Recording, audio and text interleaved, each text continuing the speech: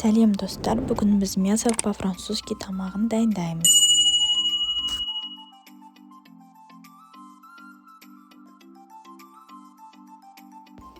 Ең алдымен соусымызды дайындаймыз. 4 қасық майонезге кішкене сүт қосамыз да жақсылап араластырамыз.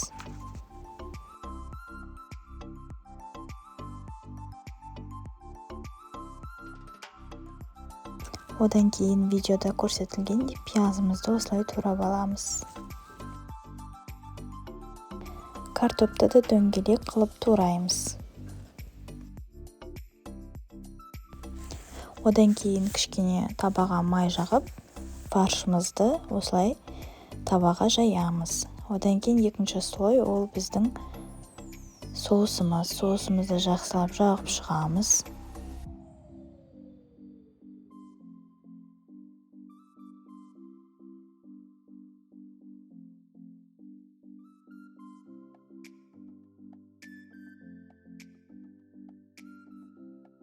Содан соң пиязымызды осылай салып шығамыз. Пияздан кейін картопымызды орналастырамыз. Барлығын рет-ретімен қойып шығу керек. Татымына қарай тұз және де бұрыш себеміз.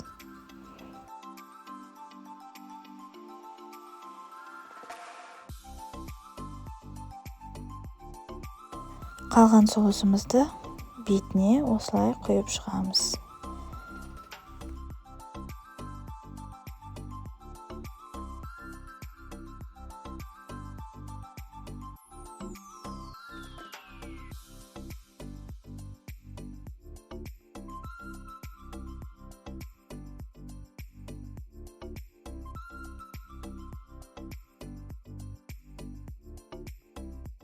Қызанақты да видеода көрсетілгендей тураймыз.